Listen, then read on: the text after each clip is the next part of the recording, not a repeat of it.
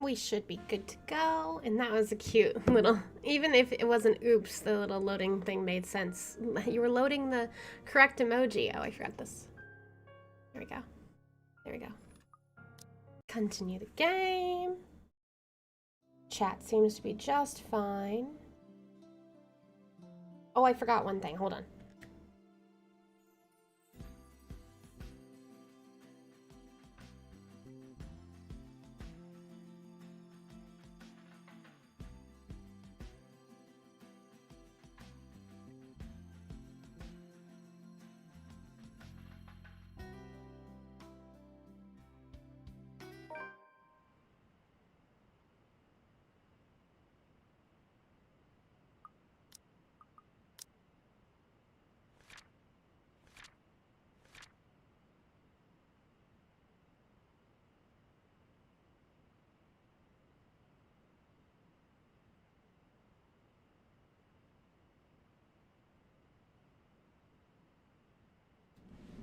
I forgot my drink.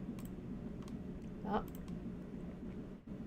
So, definitely can hear me. Definitely can hear me. We're all good. To recap, last live stream, I started playing as Rebecca, and she ran into Luke and thought Luke was a perv and kidnapped a little girl. But it turns out he's just the uncle to said little girl. And she even hit him with a book and like totally like attacked him and stuff. And so now she's all embarrassed and like, oh. And now she's trying to bring dinner back to Isabella. Oh shoot, I forgot to read that. Sometimes coming back to this, I forget that I actually have to read things out loud, and I just totally like blink. I feel like there's a hair poking my eyeball. I apologize if I'm over here. Anyways, Isabella once told me that the best place to view it someplace outside the city and away from the noise and obtrusive lights. Yeah, he got smacked. He literally got smacked. Like it literally shows it on that drawing here as a recap. Look at that. Look at that. Look at that. She was so aggressive. I was like, how about you ask questions before you just smack someone? Especially when he wasn't doing anything except for yelling at her to pick a dessert. It was like, girl, Rebecca, you're a little jumping to conclusions here. She'd seen it once in her mom's hometown, and another time in the university she used to attend. Then she asked if it's possible to try it out here sometime. I agreed with her at the time, if only because she appeared excited at the mere prospect of it. We made those little plans along with Zach and Ashton. Though up until now we never got around to it. That's pretty accurate. There's some pretty accurate emojis for the entirety of the last stream. Even so, I find myself enjoying this, despite being told it's only half the experience. Little things, you know. Stuff you learn to appreciate when you're alone. Because at certain times you get to meet with people who are unfortunately born with the innate talent to ruin the mood and the scene with the mere existence alone. For example, the very driver of the car fast approaching my direction. Luke, they just left, so now Luke is going to drive by looking at her. Luckily, he doesn't notice me, but the fleeting moment we pass each other by gives me a brief glance of the people he's with. Oh, that's not people. That's his niece in the back, and that's a demon. That's one person, not people. Kylie's sitting in the back seat with a serving of bread pudding in her hands. Where did they get that? Because the place was sold out of it. And beside him, it must be his wife. No. His wife is pretty and blonde and not dead and not a demon. He takes a turn and disappears at the nearest corner. But throughout the night, the cursory glimpse of all things to bother me has left me wondering what kind of person his wife is. That's not his wife. Although she'd like to be because she's obsessed with him. Also, I forgot to say, background noise. AC is on. It'll click off every now and again. And more than that is a silent prayer to the universe. I hope I don't ever cross paths with that douche again. Well, she probably will, because that's how the story tends to be going. After having such an eventful day, anyone will think nothing will surprise me anymore. But here I am, standing atop the stairwell, watching an odd scene unfold before me. Relief crosses my mind first, followed by confusion. What is she doing there? Although given what happened this morning, the question feels a bit inappropriate to ask directly. What's important is Isabella's here. She's sitting cross-legged in the hallway just right in front of her room with several papers and folders scattered about. Each of them seems as important as the next. Oh, she must be looking even more into the missing real estate agents and the people who were cleaning up the house, the haunted house, because she realized that they were all people who went to the house first, but they were all obviously hired by her company. So she must be like trying to connect the dots. More than once, upon giving the scene a quick scan, I spot Briar Realty's logo at the topmost area of the pages. Everything considered, it looks like a mess made by a third grader working on a crunch time. The landlady will have a few things to say about this when she finds out. I have a few things to say about this myself, in fact. But something in the calm, focused manner she holds herself at present keeps me from disturbing her with that reminder. She's going through each paper with this intensity. Her brows are furrowed, lips in a tight line, both hands moving in precise movements as she shifts through each sheet. When she finds something of note, she moves closer, nose almost touching whatever paper she's holding, and grabs her phone to call someone. Hello. Sorry to call you this late. There's something I just want to confirm. Yeah. Oh, shoot. Yeah. Oh. Okay. Thanks anyway. I didn't mean to cut her off there. Not that one either. And it's a cycle. She goes through call after call, then after the last one ends, she shuffles through the pile again and dials another number. Is it work? It's probably Ashton. I've never seen her this engrossed with her own work before, otherwise she would have noticed my presence the moment I reached the floor. After the ninth call, she still appears as oblivious to it as when I arrived. When she lets out a sigh this time, I immediately take that as an opportunity to interrupt. Isabella, you know the house rules here. What, don't do work in the walkway? At once, her head jerks back and hits the concrete wall behind her with a thump. Ow! There's the Isabella I know. Glad it's still there. I allow her a moment to nurse it before speaking again. Becca, you're late. Yeah, I ran into a little trouble at the cafe. But I brought food for the two of us, if you haven't eaten anything yet. A little trouble, like harassing and beating a guy randomly? That's not a little trouble. That's just you being crazy. As anticipated, she grins once I raise the bag of food I'm holding. Yet it doesn't reach her eyes. There's nothing of a cheerful glint in it this time. Just a hollow tone for the sake of being polite. Ashton's right. Something's happened. Yeah, maybe later. But free food! I've gotta finish this first. Just leave it here. Ugh. I'll eat it once I'm done. Free food! Thanks, Becca. You can't eat this here. You know how the landlady would react. Why are you even working outside? Your room's right there. Her room's scary. I know. Sorry. It just feels stuffy in my apartment right It's now. scary. I'll go back inside once everything's been aired out. I promise. It's because there's a demon. No, that correct. has never bothered you It's before. because she gets to run from here. Well, it bothers me now. Oh, really? Just now?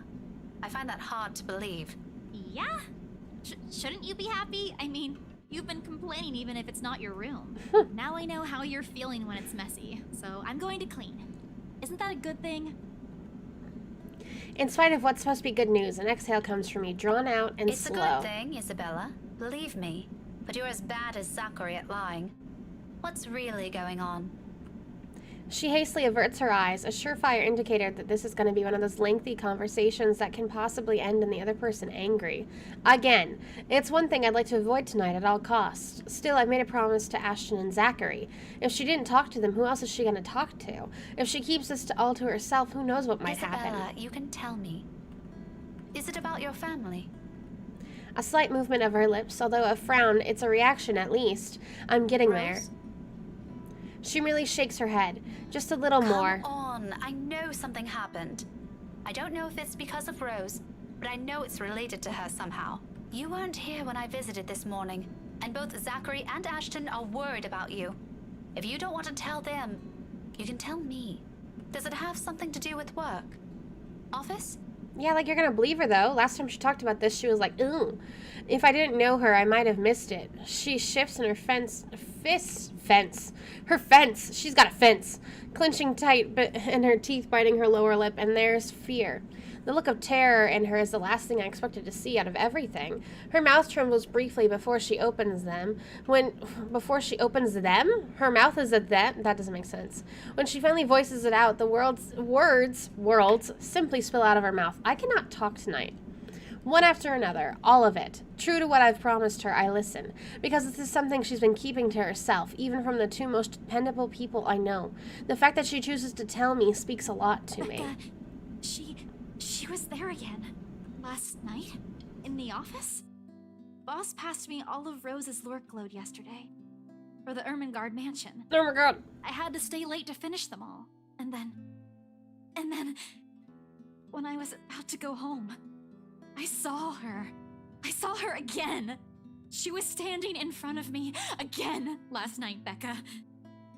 I would do a room tour vid if I had a room. My desk is in the dining room of my apartment, and all it is the desk. That's literally it. And then if I had to tour anything else, you would see a baby's high chair and then the kitchen, which is right there. That's all that's in this room. and a fan. But yeah. I couldn't get away. She was blocking the door. If I hadn't hidden myself, even if I made the tiniest noise, if she found me. It's hard because house tour. It's hard because the dining room itself has a ton of windows, which is actually bad for recording, as you can tell with the window behind me. So one wall has a window, the other wall over there has a window, that wall has a door to the patio, and then there's the kitchen. So literally I can hardly hang anything up on the walls because there's like no wall space, so there's nothing I can do to make it look prettier. And even then, I don't want to get too attached because our lease is going to be up in July next year and we want to move. So, I mean, I'm trying not to make anything too crazy awesome until we actually buy a house or we find at least an apartment place that we want to stay in for a while. And I don't know, because we want to move to a different state next year. So, again, that's another reason why I'm hesitant about it. Becca, she almost did. If she saw me under my table, I think that would have been the end of it. It would have been, yeah. It was a game over if that I'm happened. scared. I'm so scared I won't be able to do anything. By the end, her hands are trembling and her breathing comes out in rasping intervals. For a long moment, I let the silence stretch out between us and let her sobs fill it instead. Honestly, I've been thinking about Montana, but the problem is we're from California and we really don't want to go back west. Anywhere west. Come and meet you. But we've been watching that TV show Big Sky, which is about a cop and a private investigator in Helena, Montana, and it's been really cool to see the Montana scenery like that. Although obviously not in the best way because it's all crimes and stuff, but it's really pretty, honestly. I wouldn't mind actually having a cabin or a timeshare out there in Montana. That'd be great. We're thinking of moving to South Carolina because we want to be at the beach. So we were thinking Charleston. Plus, Charleston's a really cool city. We went to visit there a month ago or something. And, like, they still have old cobblestone streets like you would see in Europe, which is crazy to me. And I just love all the history to it, which is really cool. Plus, it's smaller than where we live now, and it's cheaper than where we live now, and they're building a lot of new houses. So, in a few years, buying one of those new houses would still be cheaper than buying where we are now. But even as her soft whimpers die down minutes later, there's a heaviness hanging in the air. Not just from her, but also from me. Because Rebecca's seen this ghost too, but she's just like, ooh. For my exasperation over this whole matter, for my own frustrations over her stupid superstitions, when she could do us all a favor and grow a backbone. She may be young, but she's no longer that young. It's about time to put an end to this. She can't keep going like this. She's still got plenty of years left to live out. And what if she goes home? What if we no longer there to keep her fears in line with what's real? What would she do then? I'm more afraid for her, for what the kind of imagination will do to her than what some imaginary monster could. But with the manner she's looking at me right now, there's an expectation in it, a hope, a plea sewn together. She wants me to believe her this time. If it's like that, then what am I supposed to say now? You're supposed to be nice, Rebecca, and not be such a... Honestly, Rebecca's kind of a bitch. Thank you. Plus. Good. Be nice to Isabella, you mean woman. As much as I want to set her straight, a reprimand isn't what she needs right now. With that pouty face she's giving me, I doubt it'll even end well if I push it. I know her. When she wants to be stubborn, she's stubborn. But there are moments when she can be acquiescing. I know I've heard that word, and I know that's not how you say it. I'm sorry, I can't say it right. 2, times when she'll be more accepting of what I tell her, despite her inclination to disagree with it. That talk can wait. In the meantime, I'll be the ear that listens to her without judging her, without criticizing her, despite my own opinions on it. You should have called me. She stares at me like I've grown another head, and laughter slips out before I can stop myself. I can't do that! What will you do? Hit her with a book? You'll be dead before that happens. Funny, And because she did hit Luke with a book. That isn't what I'm talking about. After you got out. You should have phoned me. You didn't have to go to Zachary's. The corners of her mouth curl up, a sheepish smile, by the general definition, but this is Isabella. Her smiles are never half-hearted and never lacks her high spirits. In spite of this, I know everything's going to be okay. Somehow. After all, she's learned how to pick herself up long ago, long before we met. Yeah. Sorry. Well, Zach's house was the closest, and Zach was the nicest to her when she talked about this the first time, so no duh she didn't come to you, Rebecca. I hate people like this, who they think they know everything, and they think they know what's best for you, and then you make one small decision because they've been putting you down, and you decide to go to someone else who's nicer, and they act like they've been offended. It's very manipulative, in a way, and I hate it. Probably because my ex-stepdad, who was a real jerk, was like this a lot. I don't even remember how I ended up in Zach's place. I was in a hurry to get out of the office, and it was already late. Besides, I don't really think you'll believe me if I wake you up over something like that. Probably not. That's beside the point. True or not, there are people who will always be concerned about you. I don't think that's you, but There's okay. Zachary, but he's the first person you went to, and you didn't tell him anything. You just slept there. There's Ashton too, and me. She really didn't want to say But Ashton. how do you think I'll be able to explain to your aunt or your family if you suddenly disappeared? Think about that. Right. I'll remember that next time. Next time it happens. Then she grins. Playful and mischievous, a preamble to an old banter. It's still not quite there, still not quite her usual self, but with it, I know we're bound to get her back soon. Mom. I told you not to call me that. You act like one. I send an elbow to her side for added measure, but when laughter follows the familiar gesture, none of it is unexpected. This is what's comfortable. This is how we found an equal ground despite our stark differences. So for the moment, I accept things how they are. Afterwards, a hush stretches out before us. For Isabella, this is rare. This isn't her. Yet in this moment, she fiddles with the edges of another paper near her as she hugs her knees close to herself and lets a pensive expression linger on her. It feels strangely fitting. If this is where everything's supposed to lead to, if we allowed it long ago. Seconds later, the moment is broken by the sound of a door easing open and a voice begging some little piece. How many times have I told you girls not to loiter around the hallway? It's noisy. Some people here are trying to sleep. Jeez. Quiet down or go do your talking inside. I'm pinning a memo to your door the next time this happens. What's the memo gonna do? Just say go inside? Like, what? Are you gonna charge them a fee? Millennials. Oh my god! Sorry. We won't do it again. I You feel better. targeted. The door closes and Isabella starts gathering the mess she's made, carefully stacking them all in her arm. At a loss for what to do, I help her pick them for the first time. I get a closer look at it. Completely unintentional, of course, but it catches my attention nevertheless, and a confused frown makes its way to my face. Why is she looking through this? I look to her for explanation, but she merely ignores the question in my eyes, takes the paper off my hands, and finishes cleaning up. The last paper she puts on top is a letter, the one she supposedly found in the mansion, and what's probably the root cause of all this odd behavior. I shoot her a questioning look for that too, but all she gives is a smile, and in a halting tone so completely unlike her. I'll find a way out of this. You guys don't have to worry about me. Anyways, I should go. I'll see you later. Where are you going? Getting myself some food. Don't wait for me. Rebecca brought food! Isabella walks away before I can stop her, before I can remind her that I've brought food enough for the two of us. Yeah.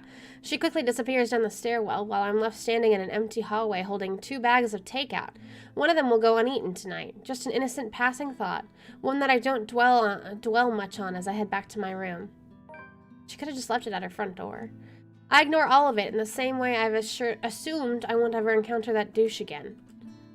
Oh, poor Luke. Such a douche in her eyes. Real quick.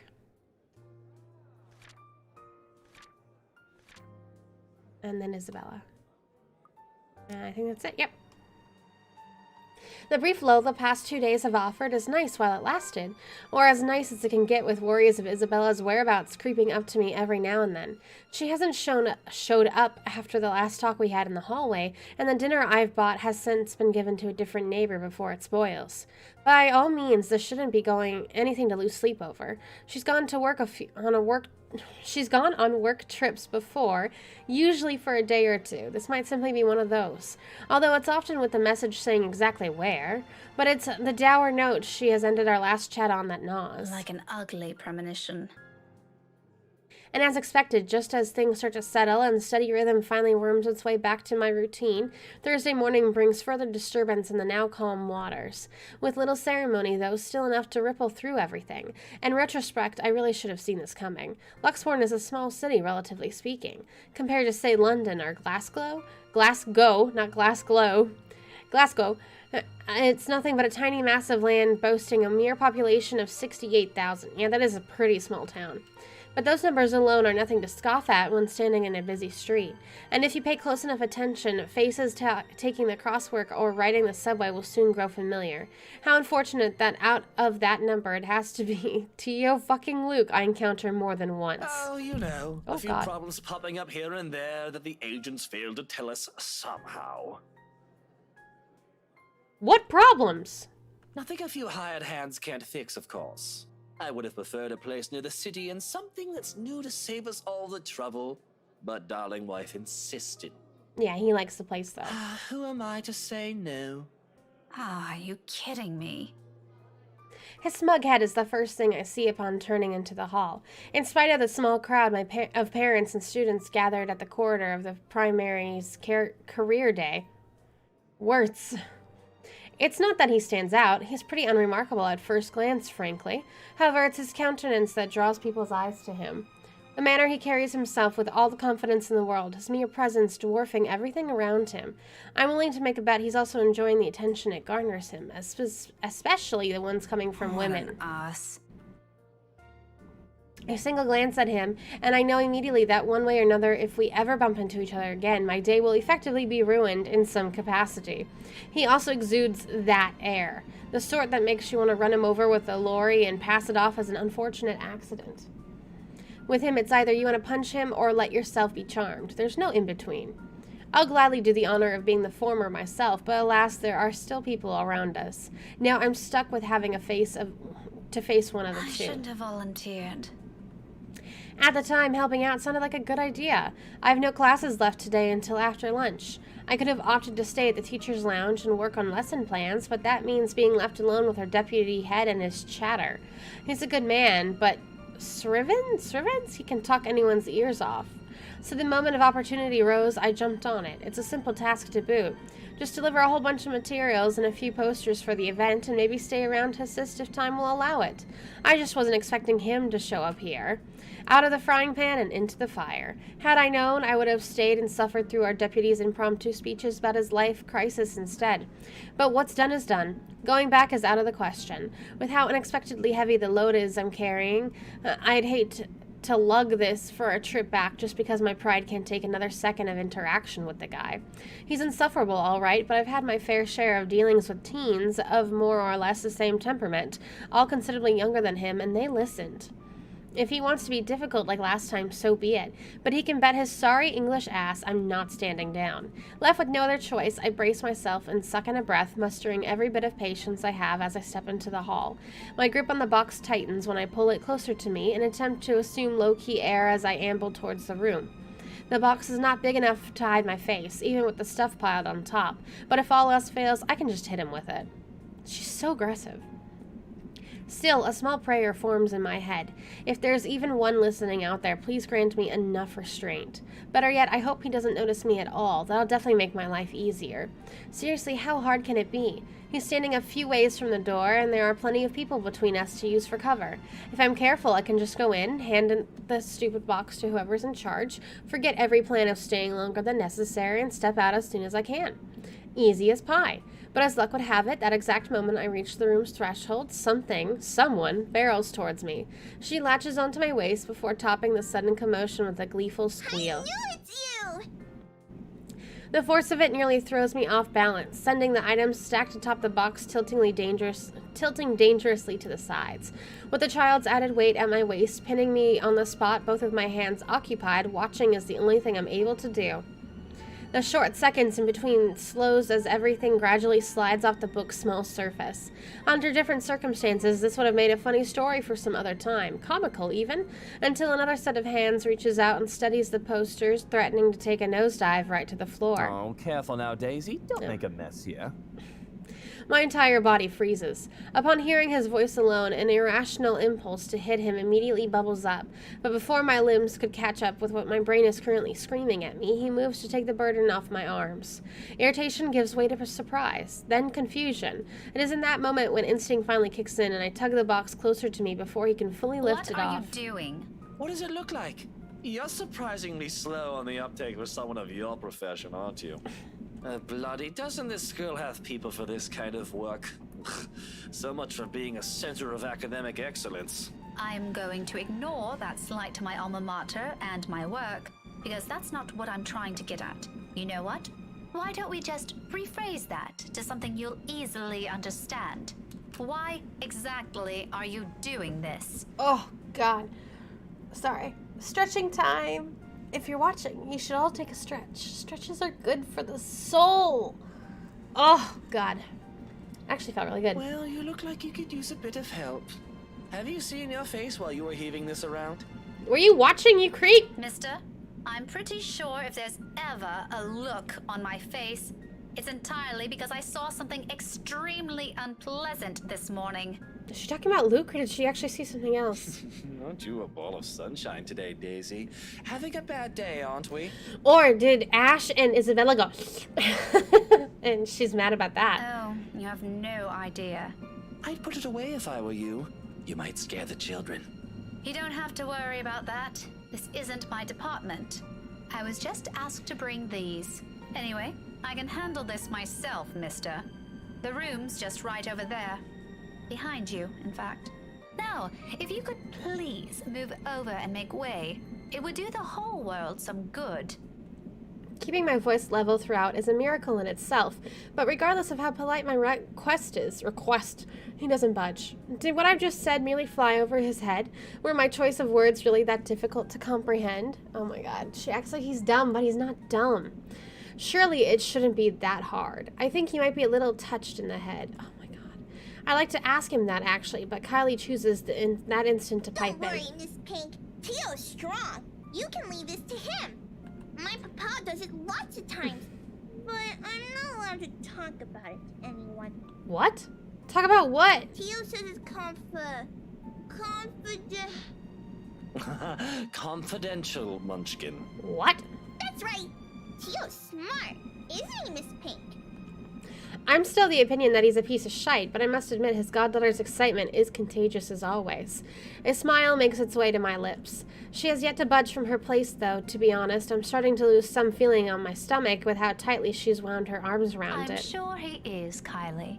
But I'm also sure he'll find better use for it elsewhere. Like helping you out. Oh, well, that's one thing, but Kids, they're so straightforward. You heard the kid. no one's asking you. Oh, you wound me, woman.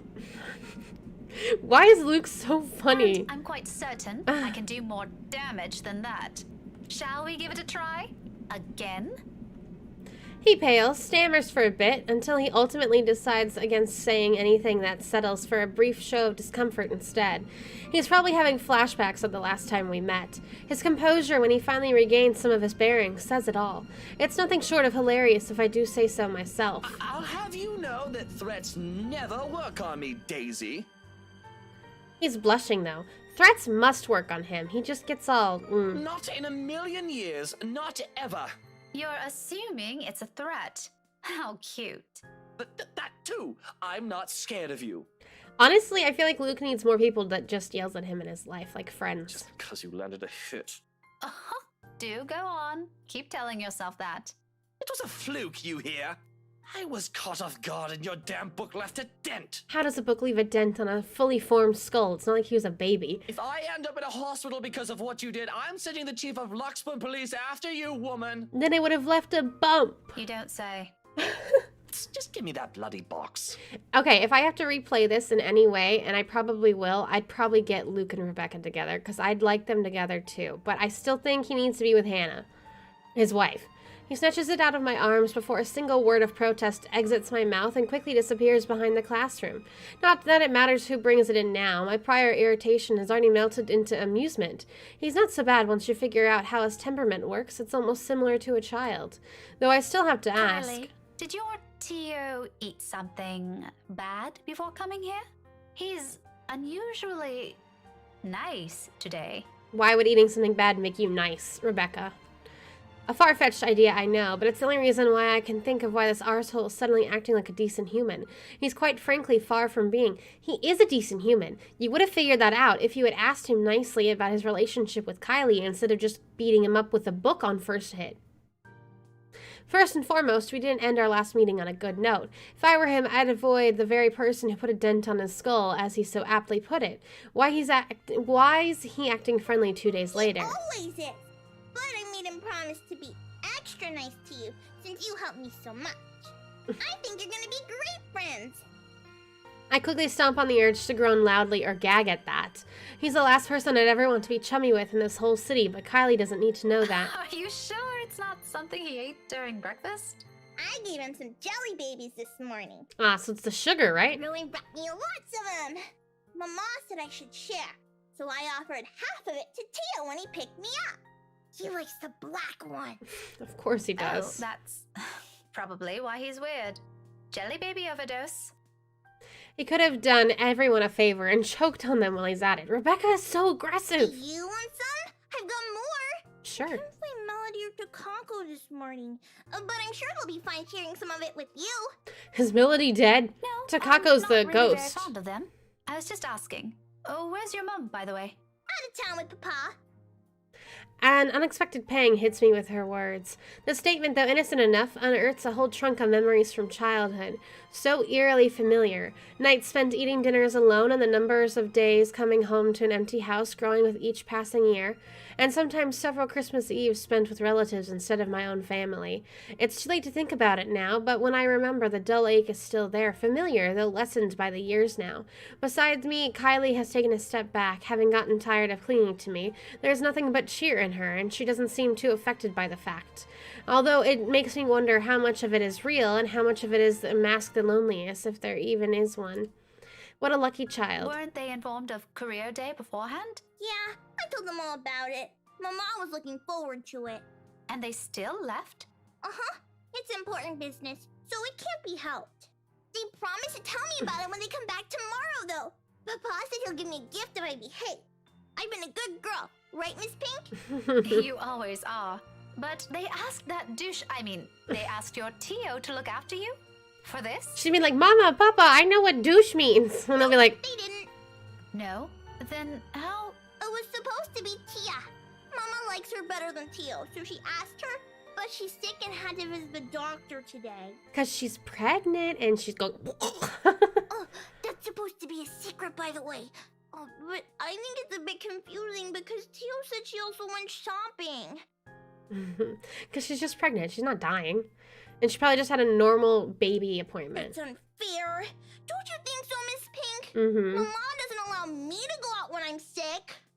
It's still okay, though, since Tio always buys me sweets before we go home. They could have just told her that she had a checkup and not like she was sick. It would have made more sense to the poor girl. I'm gonna ask for a parfait today. Extra large. And you didn't even have to explain that it's a baby. They could just literally say it's a yearly checkup thing. Don't tell Takako, okay? Why the heck does Takako care if she eats extra large parfaits? Listening to her like this, it's easy to get a picture of where Kylie's fondness for the guy comes from. She's far from a demanding child unless you've made a promise of some sort. She never forgets those. She'll make friends with anyone wherever she is. Buy her a few things and voila, you're settled. No wonder she's so attached to the man. The douche probably showers her with gifts whenever he can. I can't say if the sentiment's the same for the latter, however. He doesn't seem the type and probably just does it for the sake of getting some peace and quiet whenever he's with the girl. Classic But techniques. before that, I'm gonna show him to everyone first. Takako? It's gonna be great. No one else has a gazillionaire fairy Oh. godfather. Oh, Luke. Also, when I grow up, I'm gonna be exactly like him and marry someone really handsome. You're gonna be like him because you're gonna be rich, or you're gonna be like him because you marry someone handsome? Like Tia did. That way, I can be awesome too. There's some sort of misguided logic in there that I'd like to correct. Yeah, about the money part. But before I can say my piece, douchebag steps in, fresh out of the commotion from the classroom behind us, and plows into the conversation with every subtlety of a wrecking ball. No shite given, despite no one asking for his opinion. Munchkin, sweetie, trust me. You don't have to marry someone for that to happen. Wow, that's an awfully nice thing to say. I don't? Can she change the title from Sleazy Douche to Luke already? Just do your thing, darling. I'm quite sure you can do great things on your own without lugging around an extra baggage with you. Okay, getting married is not having extra baggage, depending on who you're with, first of all. Second of all, this is rather sweet, and he'll be good with his kids then. Tia married you. Kylie drops the statement without any sort of preface, and the moment it lands, the douche finds himself grappling with the conversation. Yeah, well, that's true, Munchkin, technically, but it's not the same thing. A small frown creases the girl's eyebrow as she tries to comprehend her Tia's rather vague explanation. It's not surprising either when Luke tenses under the child's questioning gaze. It's familiar. I've seen the same look a great deal of times before on Ashton whenever he's trying to say something he can't quite phrase. Another second passes before the douche moves, kneeling in front of Kylie and placing both of his hands on either sides of her shoulder. Kind is the last word I'll ever use to describe the man, but in this minute there's a smile on his face that I can't place. Tender by all means for someone as obnoxious as him. It's a curious thing to see, if not a bit odd. Listen here, sweetie. Tia was already a great person before she met me. There it is. That's the best explanation. She is? Yeah. But I don't see her doing anything. She's always at home. Not always, Munchkin. Did you know she's really good at numbers? You're good with them too. You helped me with my homework once. Well, Tia's much better than me. She used to do maths with big numbers. Oh, like millions? No, gazillions. And she's really good at it. So much so that her dad let her manage anything that had to do with it.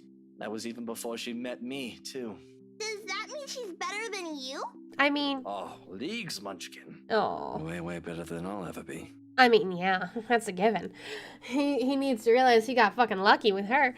For some reason, I don't think he's still talking about his wife's mathematical prowess as his voice trails off. In fact, if I'd not been paying closer attention, I wouldn't have noticed the change in him.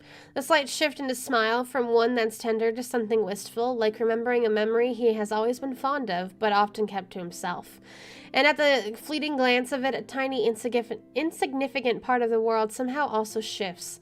Opinions changing and impressions moving. You know what? Why don't you ask Tia next time you have homework, Mm-hmm. Okay, next time I'll ask her to help out. See? No need to marry a good-for-nothing bloke. And she'd probably love to help her, too. Can I also tell her to not stay at home anymore?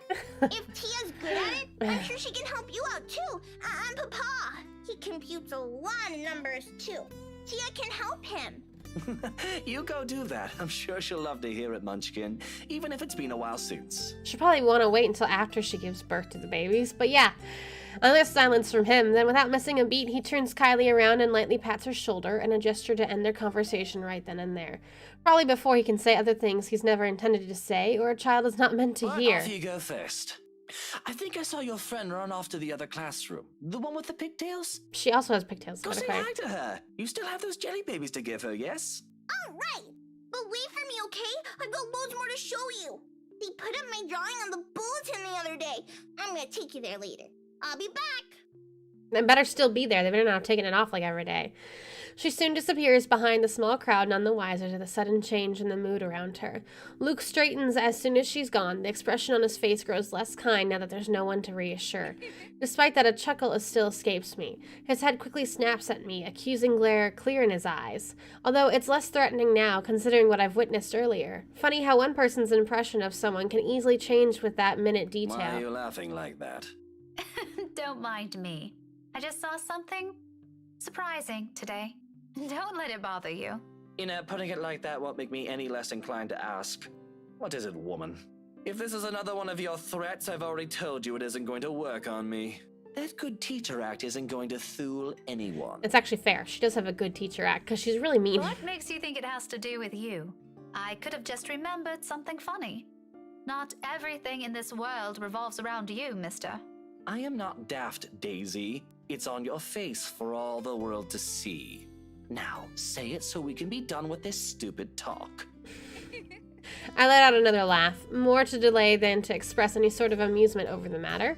In truth, I don't know where to start. One wrong move, one wrong word, and I might offend the man.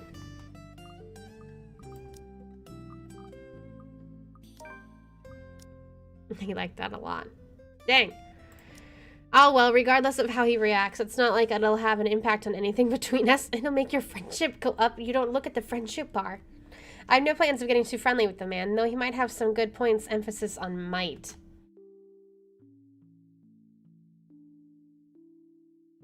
Hold on. I'm just checking text messages. My Wi-Fi, not Wi-Fi. Yeah, my Wi-Fi and my normal service is being freaky. Freaky. So weird. There we go. The best treatment I can hope myself to give him is to stop thinking of him as a sleazy douche. Thank God. Besides, after seeing that look on him, I figure someone like him still can use a little compliment here and there. He probably doesn't get it much, considering how coarse his own language can get. Can't you act a wee bit polite for even a second of your life? It won't kill you. You'll easily get answers that way, you know? Instead of demanding things from people like a temperamental man-child. I'll be nice when I want to be, woman. Don't tell me what to do. And here I was just thinking how you're doing a brilliant job as Kylie's guardian. Yeah. Was I mistaken? Was I mistaken?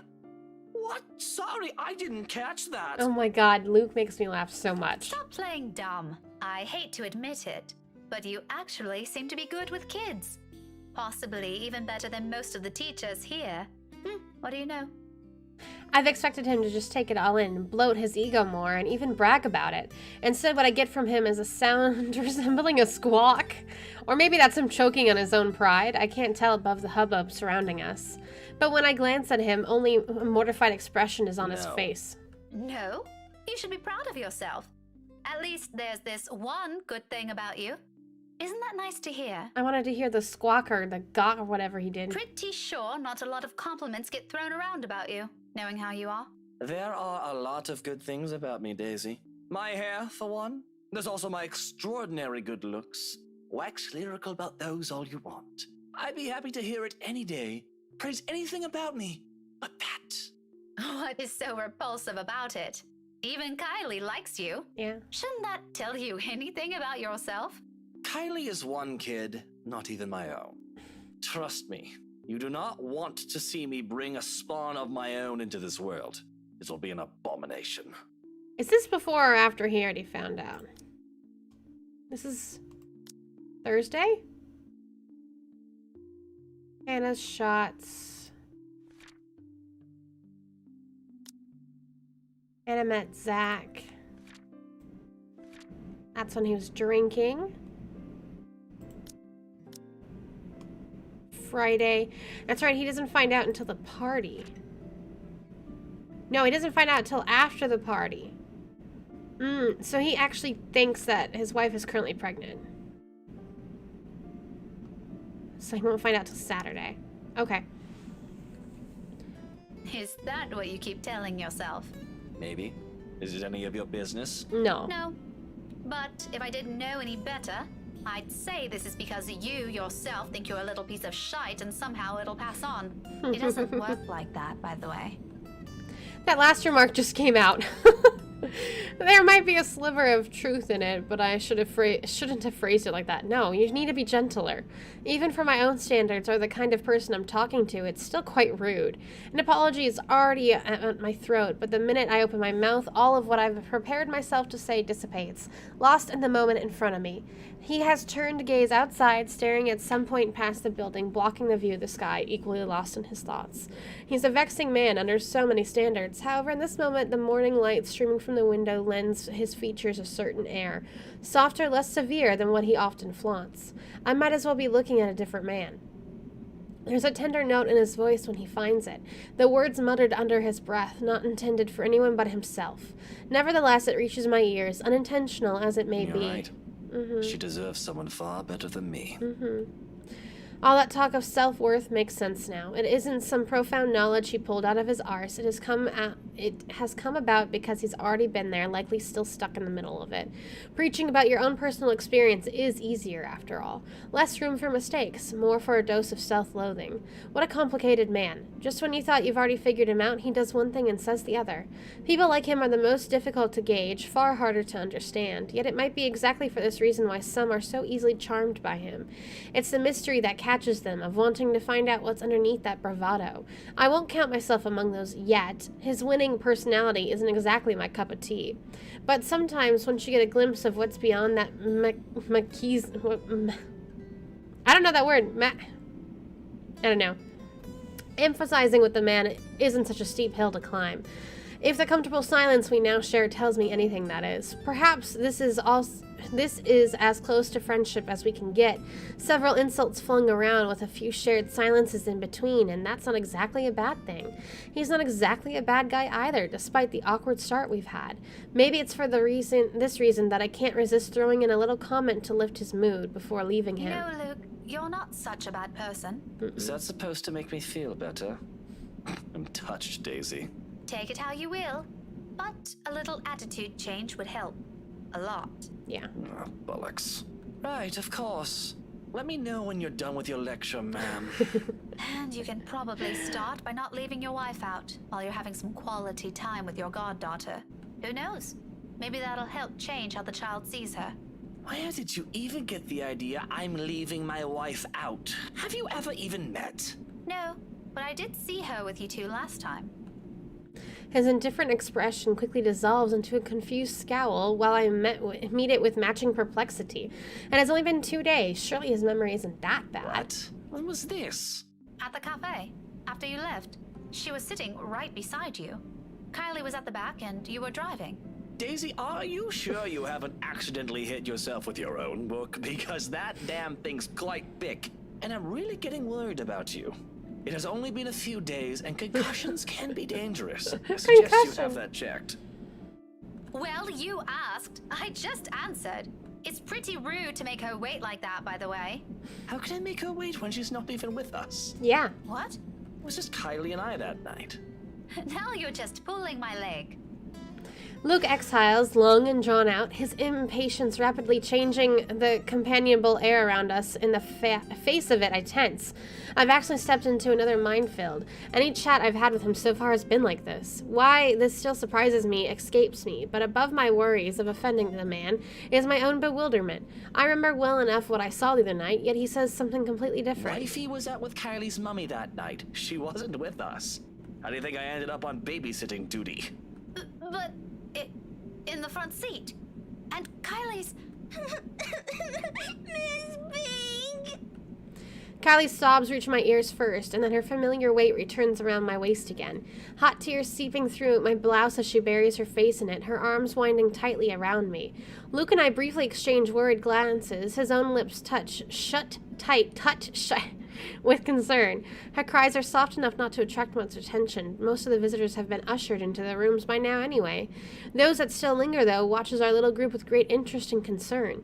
If I don't get a better handle of the situation, I have a feeling Luke will start yelling at everyone. Kneeling, I gently pull the girl away from me, cupping her face and wiping away tears, creating little trails on her cheeks. Her mouth is still drawn in a miserable pout when she peers up at me. All right, Kylie. Calm down. What happened? It's my friend! The ghost friend or the real friend? It's a little too vague, Munchkin. Let her speak, Luke. Who is it, Kylie? Melody? Or was it the other one? Yeah. Did the two of you fight? She nods, then immediately clams up after, letting her sobs communicate the story instead, or as much as her shaking shoulders can tell me. Right behind me, Luke gives a nervous huff while he shifts on his feet. He must not be used to handling children crying. What a wuss. Sweetie, I won't be able to help you if you don't tell me what happened. Seconds pass before she responds again. The tears already gone when she finally musters the strength to talk, her cries subsiding to mere sniffles. I wanted to give her the rest of the jelly babies, but she won't come out. Where? Where is she? In the little girl's room. Is she still there? Oh, I nod. won't say what's wrong. I kept asking her, but she told me to go away. Career Day's going to start soon. I saw the prizes Miss Alice will give us if we're good. She's gonna miss it. Is that what you told her? Yeah, she won't listen. She won't even take the jelly babies. You're I fine. saved it for her too. Thanks for coming by and saying hi. And I'll see you again, hopefully, in another live stream. I think I'll be back tomorrow, and then maybe over the weekend, depending on if I have the time. But yeah, I hope you have a good day, night. In Montana, you're 2 or 3 hours behind. Still, it's just about night. No, you're fine. You're really fine. Have a good night. Make sure you eat something and sleep. Bye. Tio Luke wanted to eat the red ones, but I told him it's not for him. Miss Pink, can you talk to her? Tell her to come out, and I'm really upset with her. You want Miss Pink to get killed by a demon girl? Sorry, what? Just a little childish argument then. Times like this, I'm glad I teach teenagers mature enough for petty squabbles. I do love being around children and won't mind having 1 or 2 of them in my future, of my own in the future, but it takes a whole different level of patience to teach several of them. I honestly admire my colleagues who willingly took the challenge. Normally, I'd leave this for their homeroom teachers to fix, but I can't just ignore the imploring look she shoots me. That's another weakness I'll have to steel myself against before I ever think about having one of my own. For now, I give Okay, into it. Tell me where she is, sweetie. Sighing, I stand up and gesture for her to lead the way. Luke trails quietly behind us. I hope he's gonna at least hear us. Career day. Okay. Even with the small distance in between, his apprehension is palpable, understandably so. No one wants to be caught in the middle of a children's spat. But in the end, this is all just part of my job. I can't just shy away from it, can I? Unless he's already seen stuff about the ghost and he's worried. Kylie escorts us to an adjacent hall. At this hour, the corridors and rooms lining its sides are empty, save for the gentle rustling of leaves and the twittering of birds outside and the tapping of our feet against the floor. The whole area stays eerily quiet. Not unusual, though. This is the part of the building reserved for club activities, and at the end of the school day, and with the rest of the school busy with another event, it's only natural for it to be this deserted. Come afternoon, right after class, it'll once again be filled with people. For the time being, I focus on the toilets at the far end, heading straight for it. Luke stays behind, opting to wait for the end of the drama instead, obviously not wanting to deal with another person's kid. Meanwhile, Kylie follows right after me, unusually silent as we approach the ladies' room. Luke should have followed all the way. Sometime before we made the turn down the hallway, she has stopped sniffling and started singing a tune under her breath. London Bridge is falling down, falling down, falling down. London Bridge is falling down. Probably to brace or calm herself. Or maybe this is her way of preparing to pull her friend out of a sulk. It certainly reminds me of another person. I make no remarks on it, however. It's all part of growing up, they say. Let her learn. The door's slightly ajar when we get to it, and from the inside, sobs of a girl echo weakly, barely audible even in this kind of hush. I hear it. It freaked me out, and I thought it was real noise coming from my house for a second there. Oh my god. Turns out Kylie's not the only one upset about this. Despite the situation, a smile forms in my lips as I call out to her friend. Hello? Hello there? You're Kylie's friend, aren't you? Melody, is it? She's looking for you. Children can be so amusing sometimes. She said it was the other one, though, not Melody. Granted, they can be exasperating, especially around this age, but the endearing things about them outweigh those. All you need is enough level of patience. Career Day's about to start, too. You'll have to come out, or you're going to be really late for it. Miss Alice won't be happy if one of her kids isn't there. I heard she brought little gifts for everyone who'll behave. Don't you want to receive one? However, her cries show no signs of abating, and they only grow louder. Not close to a wail, alarming regardless. Are you okay? From where I'm standing, it sounds almost like she's in some kind of pain, and it's not impossible. They do that at times, hiding what ails them from fear of a reprimand. If it's like that, coaxing her out might be useless. It also makes sense why she chose the loo farthest from their classroom. Wasting no time, I gesture for Kylie to wait and amble towards the door, calmly so I don't alarm her. At the same time, a distant sense of deja vu hits me. I've been in this position before, behind a door with someone crying on the other side. My call is ignored as their cries grow into a wail. ago. Just this past week, actually. Even so, being in the same situation before doesn't bring any comfort. I'm putting up for the child beside me is the thick undercurrent of worry trickling into my stomach. That was a weird sentence. I take one last breath and I nudge open the door. It all happens in the span of a second. I don't make it past 2 steps in the room. Oh God, where am I? Is this a quick time event?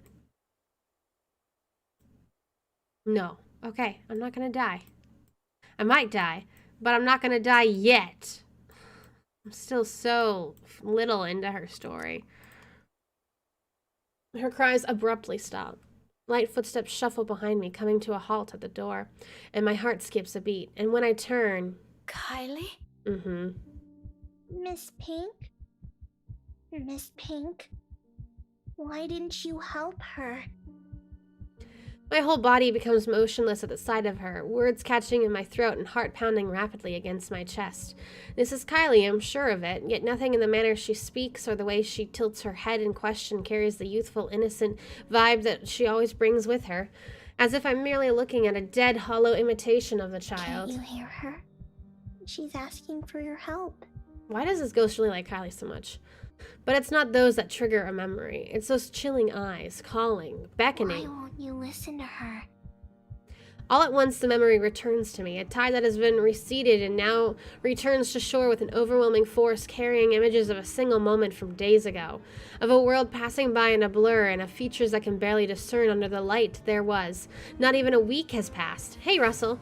And this minute, while I keep my eyes trained on the child before me, they return with such unbearable clarity. There are no horrid wounds this time, no blood streaming down a pale face, thank heavens, just lips contorted into a small, twisted smile. They brim with venom I've never experienced to ever see in a child, sending tiny pinpricks of dread crawling up my limbs and winding up my neck. You're a bad person. People like you deserve to die. I can't breathe. I actually held my breath then, too. Those whispers and laughters again, judging, mocking, taunting, each scathing word ringing sharp and true against my ears. My throat closes in, my whole body tenses. A chill settles at the tips of my fingers, and every digit gone rigid from the cold. With every single draw of breath, any struggle for air or freedom, the coils wrapped around my body tighten, dragging me down. A gradual torturous descent into another bottomless abyss. On and on and on, until I lose touch with myself and the world. Help me! Until darkness claims me and, unexpectedly, a note, and the distance harsh and piercing, cutting through the thick stupor, and shattering the haze without warning. Are you ladies done with your business here? I'll have all morning to wait for you two. Thank God.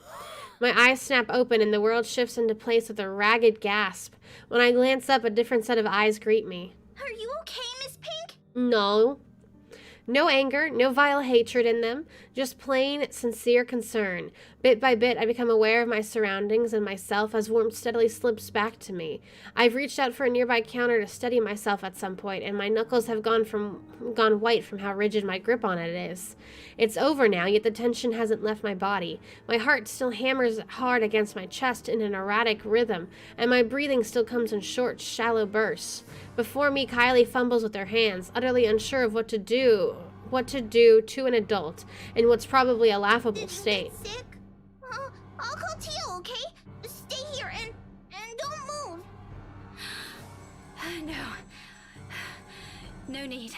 Just leave me alone. Tio will know how to fix you. We'll wait, okay? I wish I can speak reassurance to her, but I can't shake it off. The dread is there, twisting my insides in anticipation of what? I am no longer sure.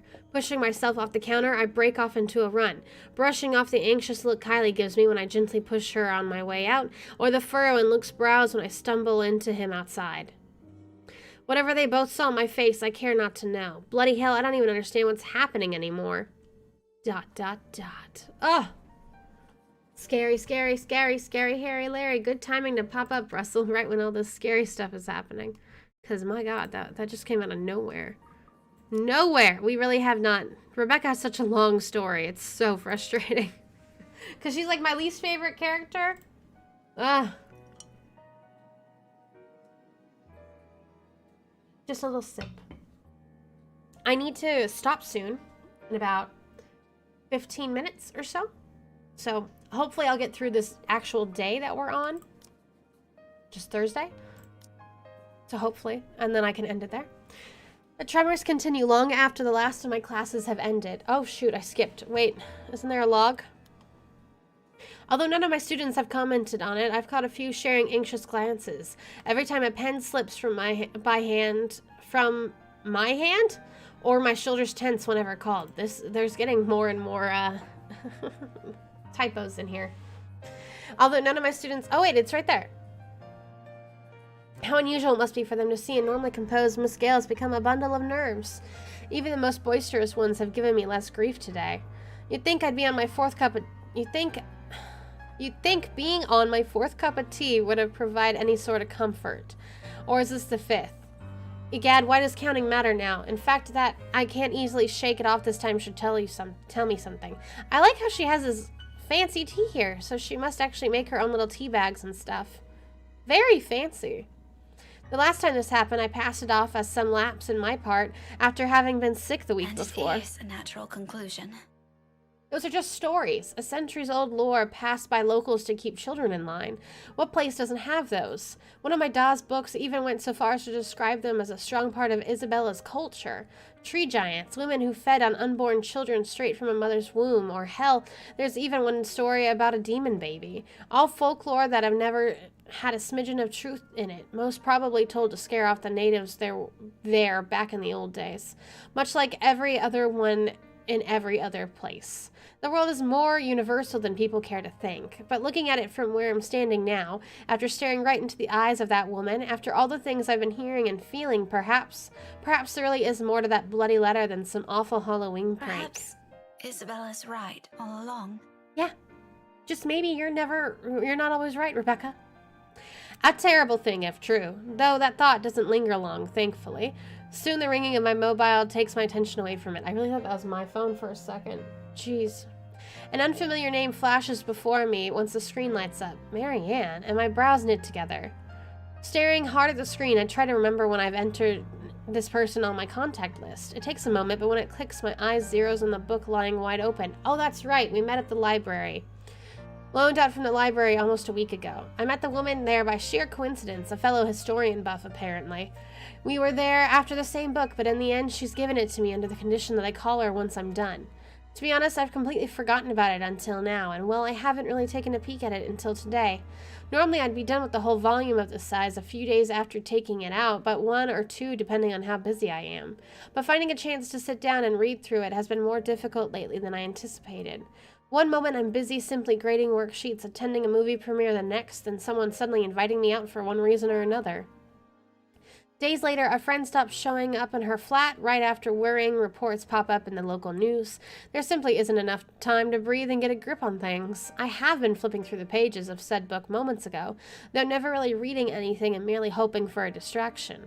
To no avail. My phone gives out another ring, and this time I do not hesitate to answer. Marianne? Hello. Here I was starting to wonder if it was a bad time to call. Is it? No, not at all. I dismissed my last class a few minutes ago. I'm I was about pretty to much say. free for the rest of the afternoon. I was like, are her kids just watching her on the phone? Unless something comes up. Is this about last time? The book? Not really. I was hoping to ask you about some other thing. Interesting. Oh, sure. What about? You grew up in this city, didn't you? It's a peculiar question to ask to someone you just met, but I answer her nevertheless. I'm more curious where she's heading by this and by starting with Born that. and raised, 3rd-generation migrant. Why do you ask?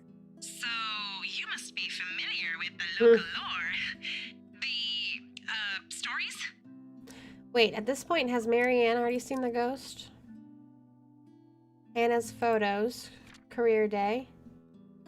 Shows them to Ashton, met with the professor. Met Zach. She was seen.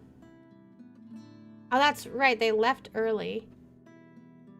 But she heard noises. I don't think she saw anything just yet. So yeah, it's possible she's freaked out. Quite. If I'm going to teach about history, I'd like to think I am, yeah? but a family friend would be a better person to ask. If you want, I can contact him for you. No, let's just keep this thing between us, okay? It's nothing too big. Alright, I really don't know how else to put this without sounding a bit crazy. But things have been really, odd. Do you remember the mansion I mentioned back when we met? My current project? In hindsight, I should have expected it to lead to this. She must not have lived here long if she's just asking about this now. It didn't take a week with Isabella when she arrived, but that's Isabella, superstitious down to the last hair. Though I won't be too far off to think Marianne has only started thinking about this recently. She's working on the damn house itself. I must admit, even I'm curious now, despite living here for so many years, having so many chances to look it up before. The Ermengarde mansion, yes? Oh my god. Yes, that one. And, the thing is, oh dear, this is a bad idea. You know what? Just forget I ever called you about this. It must have been the sunny weather. It's making me sick and see stupid things. Oh, that's right. She did see her childhood sweetheart girl. No, wait. It's all right. I don't mind. There's a moment's pause before she responds again. She's right in that this is a silly thing to talk about, especially between what I assume two people who are pretty grounded on their beliefs with regards to these things. I won't blame her if she hesitates. I can't believe I'm asking you about this. It's fine. Why don't you just think of it as some form of research? Well, all right. But after this, we're going to forget we ever had this talk. My lips will be sealed. Now, what is it about the mansion? Just, what do you know about it? The general gist. The place's past. What happened to the owners? Anything you can give me. Let's see. To start off, Oh, I thought she was going to say something else afterwards. I do my best to give her a concise summary from the time the house was commissioned 400 years ago and who had it built, up to the point it got deserted after the last heir's death and the deed was passed on to the Ermengarde's nearest relatives. Frankly, if it weren't for those urban legends persisting, the house would have already faded into obscurity long ago. Demolished, even. These are all nothing she probably hasn't heard before, yet there's a dissatisfaction in her tone once I finish. All there really is to it? as far as I know. There's this little bit I forgot to mention about Lady Charlotte Ermengarde's death, but most of those are just theories. Aside from that, this is really everything we've been teaching all these years. Should there be anything more? No mention of any other weird stuff? Other crazy stories? Or a letter of some sort? My blood runs cold. Any warmth or comfort the tea I've drank has given me prior has instantly been drained out of me. The phone creaks softly as my light hold on it turns into a firm grip. This whole letter bullshit is starting to turn into more than a coincidence. None that I've heard or read of. What does a letter have to do with this? Oh, no. It was just something I came across. Ignore it. Random thoughts, you know? By the way, I need to run. Thanks for answering my questions. She ends the call abruptly with only a clipped goodbye. Leaving my mind heavy with even more thoughts. The mood around my classroom has gone considerably denser in light of what little I've gleaned from that conversation. I don't think Marianne's lying about her intent. Her interest is genuine, I'd give her that, but she's left out a lot of things. I get the sense she's only asked because something's happening around her too, and if she hadn't mentioned the letter, I probably wouldn't have made the connection. Just what the hell did we get ourselves into? Of course, there's still a lot of confusing details in this. All of these are just assumptions. No concrete conclusion to be formed with what we have, and if we want to find out what we're really dealing with, I think Marianne's right. There might be something more to those stories, as absurd as it sounds, yet as it sounds, the very place that gave us the letter might be telling us something beyond what we know. And tomorrow night I have a few hours of that chance at the housewarming party. These grammars are bad. Totally not an exciting thought, since the place is privately owned now, I can't just wander around. But it's enough reason to keep the dread at bay as I step out of the room ready to put an end to this day. However, all those good vibes disappear into thin air when I run headfirst into Luke. There's really something in this man. Regardless of how much my opinion of him has changed over the span of a few hours, he simply blasts through every good impression people have of him without care or thought. He doesn't even need to open his mouth. His mere presence does it. And all honestly, I think he's the kind of guy only a mother can love. Still here? Obviously. Who do you think standing in front of you? An ass. Oh, come Yeah. on, Daisy. You've done better than that. Losing your touch? That's a fair point. She has done better than that. And there's that. Luke, I don't have time for this. I'm heading home, and your face is the last thing I want to see before I leave. What do you want? Belatedly, I notice his hand, partially raised, almost poised for a knock. At the slight lift of an eyebrow, he quickly drops it to his side and turns to Kylie. She's standing a few steps away from him, holding her hands behind her back and towing at something on the floor with the tip of her shoe. Then he proceeds to make a vague gestures at me and the child. He resembles a fish flopping for air with the way he's moving his arms, though I think he's trying to urge her to speak up. Munchkin, I thought you wanted to tell her something. You do it, Teal. Jeez. This wasn't my idea, darling. Don't worry. I won't tell Tia what you told me the other day. And this morning. What? Luke exhales, rolling his eyes at the ceiling and maybe praying for the universe to grant him more patience. He knows a losing battle when he sees one. He may act worse than a 5-year-old throwing a tantrum at times, but he's no match for an actual child. Nothing better than being served a dose of his own medicine, huh? Once his frustration has been promptly let out, he points a rude finger at me. I do my best to stare at the offending digit down, but I can already hear the demand before it's even out of his lips. You, come with us. What makes you think I will? Because little Rugrat here is upset and worried, and it's your bloody fault. Does she want him to buy her something to eat? I've no idea what happened this morning, but if you don't come with us, I won't be hearing the end of it from her. So do me a favor, Daisy, and just be glad I'm inviting you. It's kind of sweet. You're asking for a favor, and you can't be bothered to be polite? Mm-mm. I don't know.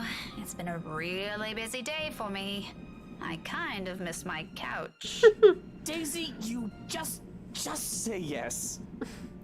A pause follows, almost too dramatic. Afterwards, his face twists into something between a grimace and a smile.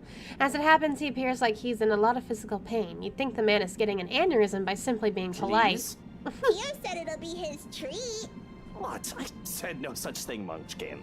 I only agreed to this because you requested it. I'm under no obligation to feed her. I promise we'll be quiet the next time I visit. Oh my. Oh, all right, but just one meal and make it the cheapest. He and Ashton will get along famously in that department. On a different front, the offer of free dinner does sound enticing, however half-heartedly given it is. Mostly because Kylie has wisely put on her puppy eyes, and by the second I find all my choices slipping away from me. Miss Pink, it'll be fun. You don't have to feel sad anymore, okay? Oh. Oh, well, My mobile buzzes from my pocket, cutting me mid-sentence for a second. I'm spared from the act of giving an answer I'll regret either way. Fishing the gadget out, I wave a hand at him and excuse myself, a disgruntled expression on Luke's face before I turn away. I'd be lying if I said it didn't amuse me. He's eager to be done with this as I am, but what can I do? Checking a message from Ashton shows up. Hey, Becca, I'll be around Salemwell this evening. Need to meet someone in the area. I might have to drop by yours and Isabella's place after. See ya. Oh, just the usual. Unlike what he does to Zachary, Ashton has the decency to let us know when he's dropping by, or when he's in the area for some business. From the way it's phrased, it sounds like it's going to be the latter. Either way, I'm glad he's at least aware of that boundary. Not that Isabella is ever going to let him leave the building unscathed if he ever pulls the same stunt he does with the other man. I cringe to imagine what she'll do to him. Sighing, I slip the gadget back into my pocket, but looking up to see Luke's utter impatience on his face, I now face a different dilemma. The two of them are still waiting, and knowing the kind of person Luke is, this is already a grand gesture of goodwill coming from him, all to please his godchild. His denials aside, it's easy to tell he's really fond of Kylie from his actions alone. I kinda hate to ruin that. Well, Daisy, we're waiting here. On the other hand, there's Ash. His message doesn't exactly imply he's gonna wait, or he's expecting me to be there, but there are matters I hope to discuss with him in person, to put simply. Housewarming party matters. With inviting Isabella out of the question, I only have Zachary and Ashton. Although the former has already made it clear he'll be busy this week, and while Ashton has been my first choice from the start. Even if he detests attending gatherings like this, it's company that counts. We can be miserable together. But that's the problem, isn't it? He hates them, and it's very likely his answer will be a flat no. I'd rather not hear that. If by some miracle he agrees to it, he'll probably be sulking the whole party. Not really a tough choice when you put it like that still. We're definitely gonna go.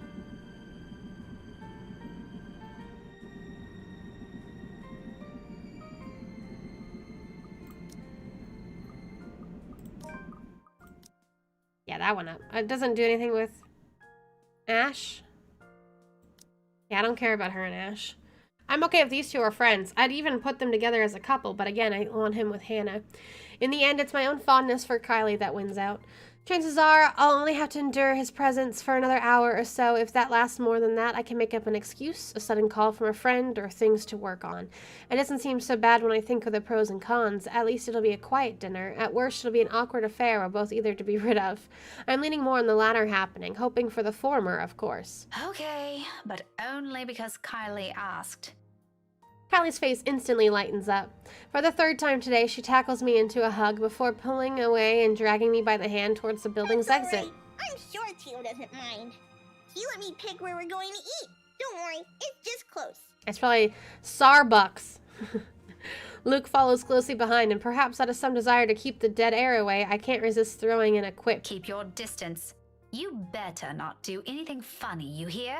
I'm the one who should keep my distance. May I remind you who approached me first and what you did right after? Yeah. Oh, I remember it clearly. But perhaps it's you who needs a reminder. You seem to have never learned your lesson. Care we give it another try? Maybe this time it'll stick. Maybe this time it'll stick. You think you're scary? I'll show you what's scary. God, why is he so funny? To my surprise, his tone lacks the usual sardonic note in it, and briefly I pause to stare at him. He quickly shuts his mouth right after and walks ahead of us. All talk and no trousers like the usual, and for a better part of our walk, except for Kylie's excited chatter, we don't speak. Somehow I have a strange feeling I'm already getting used to this kind of banter with him. I'm not sure if that's a good or bad thing. And amidst this newfound friendship, dare I call it that, Ashton's message lays forgotten and abandoned in my pocket. Dinner date, achievement unlocked. Of all the places nearest to school, Kylie picks the one that's waiting for food to be served is as awkward as I would have imagined it to be. Not the bad sort, though. The pleasant kind. Surprisingly, Luke's an okay bloke when he tries. When he tries. So long as you're willing to look past the tactless remark or we're not exchanging something quips. It's clear he's making an effort for this to be as fun as possible for the 6-year-old by being chattier, even going as far as to laugh when Kylie's story calls for it. It's an interesting thing to hear from the man. More than once, I catch his frequent cheesed-off expression easing whenever he looks at the And girl. your friend? Did you make up with her? No, she wasn't even there. Yep. What? Oh, God. She said she just saw something she didn't like. She didn't accept the jellies, though. She told me to give it to you instead.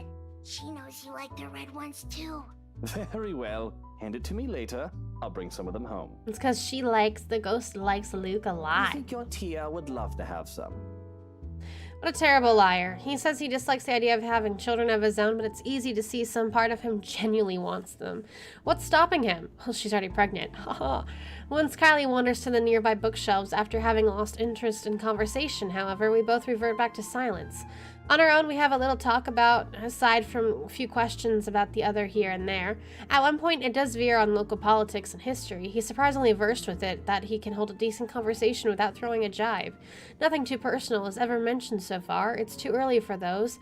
And besides, I don't like him enough to speak of everything, every minute detail of my life. Better keep it strictly between the silence and casual repartee. This whole thing already looks and feels wrong on so many levels. I'm quite sure he feels the same. So when another bout of silence silence hits us and becomes too much, I've taken to finding something else to occupy myself. Toying with my mobile, turning it from hand to hand while we wait for our respective meals. But it'll be a complete lie if I say I'm not waiting for some intervention. Something to pull me away from this place. Someone. Ashton's probably at Salemville by this time, working on whatever business he has there. Maybe if I make up an excuse and leave now, I can still catch him? Cut that out. It's distracting. My hand stills, holding the gadget awkwardly between us, arrested mid-pause by his bored tone. He has been quiet for a long minute now after complaining about how appalling the tea they're serving here is. Before that, he has whined about how uncomfortable his chair is and tasteless the decorations they have here. Previous to that, he's griped about how dull the place is compared to the one he frequents in the upper-class side of the city. Well, I'm sorry for being a bunch of peasants, Your Majesty. Figures he'll lose patience soon, having already grumbled about almost everything his eyes can reach. It's just unfortunate he's turned to me now. Why don't you just look somewhere else? I can't. If I turn elsewhere, I might end up looking at the bobfuck right behind us. What? Bobfoot, do I even want to ask? I don't want to hear it. If it's coming out of his mouth, it can either be rude or offensive. Regardless, he Everything continues. looks good. But have you seen the face? True horror. What? What is wrong with you? You know, I frown about this in practice, but that mouth needs to be washed out with a particularly potent soap. Preferably by your own mum. A shame she isn't here. For whatever reason, that puts an end to the talk right away. He returns to watching his godchild, who has found a particularly interesting picture book and is now poring over it while I turn back to my mobile. Still no message. Would it kill him to at least send a message, check if I were home? Meanwhile, Luke's silence lasts all but 10 minutes, What is 10 it with seconds. the damn mobile. Are you on a curfew? He's got the immature act down pat, I'll give him that. Seriously, how old is this guy? Has he somehow been deprived of affection during And what is childhood? it to you? I don't think it's any of your business what I do with it. It is my business, all right? 1, I'm the one paying here. 2, I'm being forced to eat dinner in a place this stuffed and noisy. Lastly, it's been 10 minutes, the food isn't here, and I'm hungry. What you're doing with the mobile is annoying and distracting, when the least you could do is keep things entertaining while I suffer. That's your problem? Shouldn't you be more worried about how this entire affair looks to other people? Oh, I didn't realize this was one. Oh my god. You move fast, Daisy. You could have informed me first, you know. Oh my god. Had I known, I would have taken you someplace Oh my nicer. god. Certainly the kind with better food and plenty of good wine. Why did I ever think this was a good idea? Did it ever occur to you how inappropriate this might look to everyone? Why should I care? It's only inappropriate if you make it out to be. It's true. Relax. I won't do anything to make your boyfriend angry. He doesn't even need to know we dined out. It'll be our dirty little secret. God damn it. He's not my boyfriend! The words come out with more force than I've intended. By the time I realize my slip up, his lips are already spread into a sneer. Heat slowly crawls up in my face. So there is someone. You're so easy to read. Briefly, his eyes search my face. I have no idea what he sees, nor do I care to know, but in the next second he barks out a laugh, displaying his amusement without reserve to everyone within earshot. In that moment, I know I've flipped a switch in him somewhere, and I've lost my chance to deny his assumptions. Do I even want to? Isn't it the reason why I've been so focused on my mobile, waiting for another message from him? For a reason to dump this awkward meeting to go after him? Look how mottled you are. Now the nickname makes more sense. Shy Miss Pink and her cute little crush. The color suits you, by the way. It matches the hair. It's not a crush! Classic denial. But in reality, you want him to be yours. And your every move is made to make him notice you. Yep. In fact, you don't want him to see you with another man in a non-professional capacity. Because he might misinterpret it. The same thing goes for you, doesn't it? Bloody, yours is even worse. What about your wife? Aren't you concerned she might misinterpret this? Daisy, just because we tied the knot doesn't mean we have to be joined at the hip at every single opportunity. Don't be ridiculous. Why else would you marry her if you don't want to be with her for the rest of your lives? Because, Daisy, she also has other things she can do with her life and friends to spend time with. Yeah. Granted, I don't like some of them, and I have a few of my own she utterly dislikes. But wifey doesn't have to know my every move.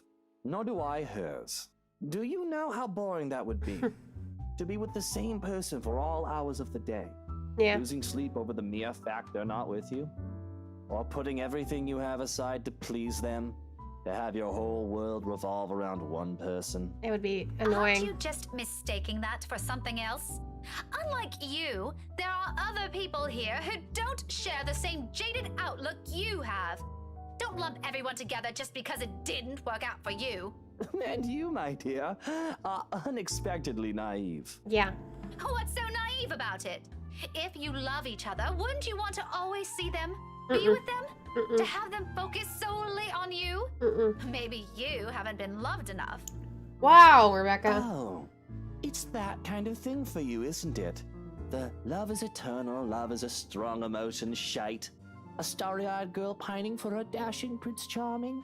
She actually What's was. next? Romantic confessions of love? A grand wedding on the beach? Dozens of spawns running around in some picturesque home in the suburbs? How quaint. Are you also expecting it's going to be sunshine and rainbows after? Yeah. A happily ever after? Please. What? I never once said. And is all of that such a bad thing to hope for? Woman, I've been married for 7 years, and I'm telling you, it's far from what you have in your pretty red head. Tell me, how long has this song and dance been going for you and your man? Maybe I am mistaken. Oh my, I went right down the middle? Interesting. I went this way. Oh, this probably would have been if I went back. Oh my god. Oh my god. The scene is almost done though. Averting my eyes from him is all I managed to do. What does his mere 7 years have compared to 17 that I've had with Ash? It's laughable he thinks those two things are even comparable. She's 29, 9 minus 7 is 2. They were 12 when they met? They were like teenage friends, not childhood friends. Ash and I may have never moved past the boundaries of friendship like what I'm hoping for years, but what we have isn't something anyone can scoff at. I've always been by his side, endured everything with him. I know him better than anyone, but you're not always by his side. He seems to be closer to Zachary, though, so this is just really her being blinded. No matter what this man, this complete stranger says, I know there will always be a place for me beside him. And yet... Come on, Daisy, that shouldn't be too hard. 3, 5, 8... 10, 20. His words easily seep into my heart like sharp daggers, gradually picking apart everything I've ever been sure about. Despite myself, the doubts resurface and my defenses crumble right in front of my eyes. It's no wonder he sees through me, as expected, he ridicules it. Restrained, low and rumbling, a sharp sound striking the air around us amidst the murmur of people and the soft notes of music playing over our heads.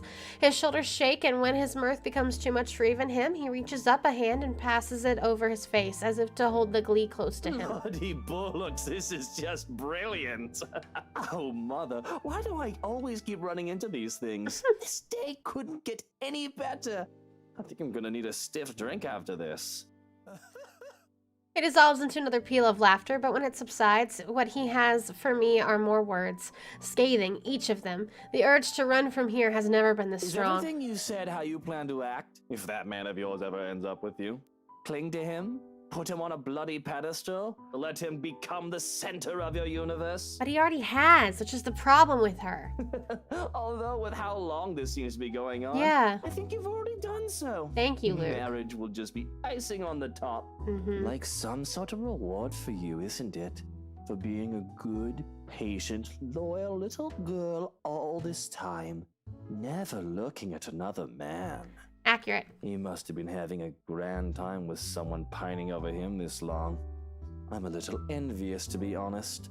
Maybe also a little surprised he hasn't suffocated from all your attention yet. That's fair, yeah. Laugh all about it if you want. It's not like you'll ever understand. Luke falls silent. The ridicule in him has gone in an instant, and his eyes meet mine, sharp and imposing. A challenge, but I hold it against him with the same intensity, because if there's something I won't let his opinion trample on, it's this. What does he know? However, he's the first one to look away, focusing his eyes back where Kylie is, and for a moment I believe I've won, until he draws in a breath and turns back to me. The words he drops next, though hushed, hang heavily in the distance between us. You're right. I won't. But I do know not to mistake love for obsession, woman. Mm-hmm. They are not the same thing. Mm-hmm. It rattles. Out of everything he said tonight, this is the one thing that twinges my heart. Maybe it's in the manner he delivers it, the lack of conceit in his posture, or an underlying insult in the tone he takes. The remark is not meant to cut, merely express a simple truth. And this time, it's him who holds gaze against mine. Another unspoken challenge, and I realize that if this happens minutes before, I'd have already have an equally searing retort at the tip of my tongue.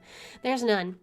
But the anger is there, ringing at my insides, prodding the uncertainties I've long kept. Isn't it enough? We have the long years we've been together. We have the memories. Whenever he needs me, until other people came in between us, I've always been the one there.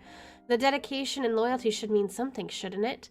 I've always been sure of it, and that one day he'll see for what it is. In spite of that, in this minute, under this man's scrutiny, my own heart wavers.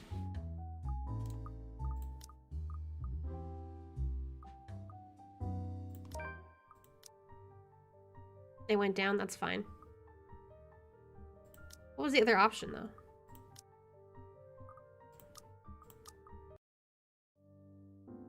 I don't need to answer that. What right do you have?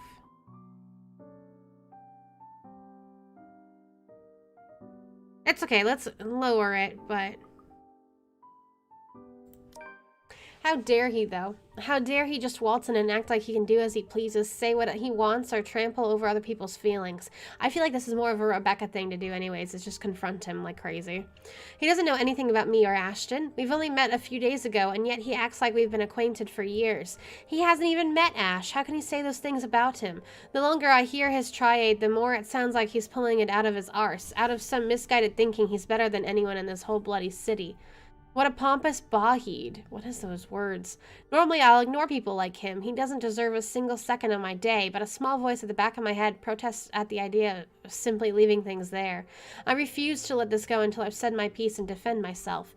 Those aren't merely months of harboring feelings for someone he's scoffing at. They're made of years, all of it built up upon memories we've had from childhood. You have to tell me that. None whatsoever, Daisy. God, I always laugh at him. I love him so much. Did you assume I haven't seen that before? Those longing looks? The face of someone who wants something but has yet to get it? Why did we just get the horror music playing? Give me a little credit here, woman. I'm not daft, nor am I blind to your silly little feelings. It's plastered all over your face anyway. I didn't even need to try. A pause comes after while I wait for him to add to that. He doesn't, but briefly a wistful expression spreads across his face. Surprisingly gentle, as if remembering an old memory from once upon a time or something he has constantly seen in the mirror. It's gone the next second. Then he turns his attention on a box beside him. For the next few minutes, he contents himself making a mess out of paper napkins inside, folding them into clean shapes without any clear intent before crumpling them in his hand when he loses interest and dumping them in a small pile in front of him. I allow it to go on for a little while before I interrupt him. I am not yet done. And somehow that's reason enough for you. Yes, you're annoying. Not at all. In fact, you didn't even need to stay here and listen to me ramble about it. Go on, walk away, the door's wide open. If you wish to be done with this mindless topic. You certainly won't hear me complaining if we just drop this now. I, for one, am very eager to be done with this stupid nonsense about your man and your... You don't know me. He pauses in the middle of folding another paper napkin into an airplane and glances up at me. I'm quite sure we've already established that, Daisy. But go ahead. Oh my god, why does he make me laugh so much? And you know not a single thing about him. That too is true. Are you going anywhere with this? We've always been together since we were children. We've been friends for a long time. We know each other better than anyone. Compared to those 7 measly years you're so proud of. We've been with each other for almost a lifetime. Not quite. Add a few more years, maybe? It does sound romantic when you put it that way, doesn't it? Not many people get to have someone with them that long. That's what you have going for you, isn't it? Cute years playing hide and seek, going to school together, and sharing lunch boxes? I love Luke so much. Did he also protect you from bullies? I bet my socks he did. Oh my god, I love him. Lucky, I don't even remember anyone from my old neighborhood. Well, except for that one Nancy who spat his drink in my face years ago. You better pray I don't find him. So, you're just going to call it that? Despite what I told you, you're just going to call it an obsession? Isn't it? What? Of course it isn't. Didn't I already tell you?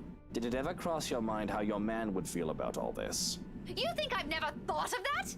Listen here, you. Or were you expecting he'll simply feel the same all because of some shared history you have? Because fun fact, Daisy, He's speaking so much truth right now. humans change, and people, most definitely, also change with time. Whoever that person was 10 or 20 years ago. Whatever idea you have of them floating inside your head, they won't be the same now. Yeah. What are you trying to get at? Suppose that man of yours wants something else for himself. What if he never returns your feelings? The way you so desperately want him to? What will you do? Is she gonna murder someone? Is she gonna murder Isabella? Oh my god, where am I? Oh, we're still going. Oh wait, no, we're still here. Oh my god, I need to stop though.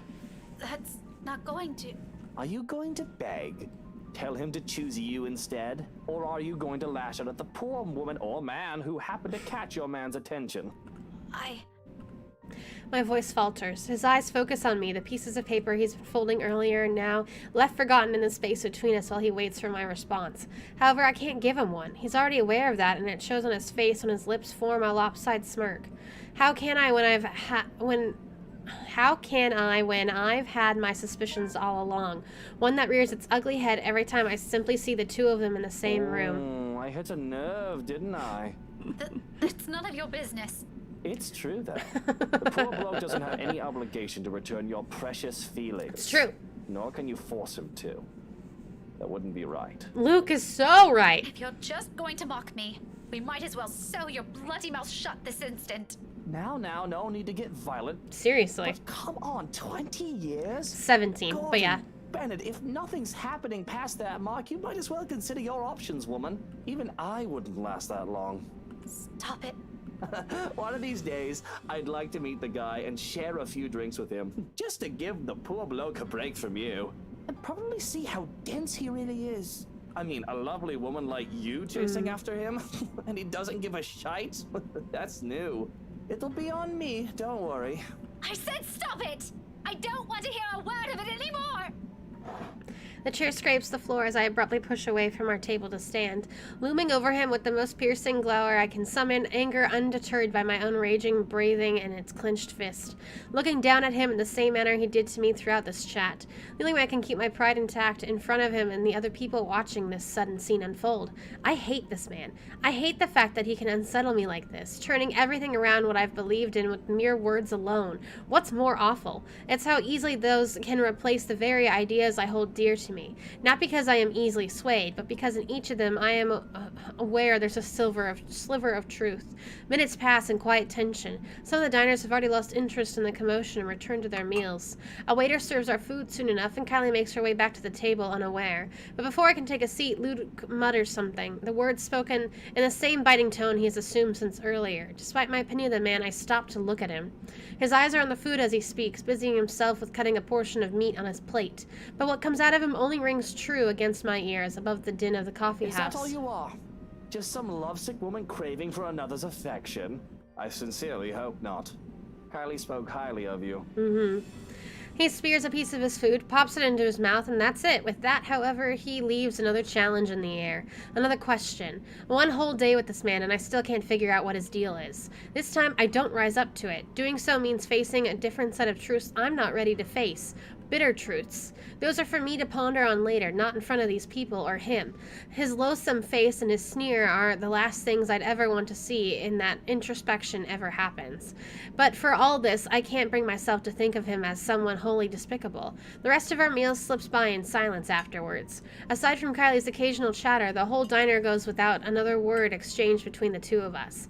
Somehow we managed to make it through the whole thing without triggering another tension-riddled conversation. A good thing, perhaps. One, because Kylie's sitting in front of us, and two, I probably won't be able to hold a proper conversation with my mind heavy with thoughts. We depart from the coffee house just as the evening crowd starts to thin out.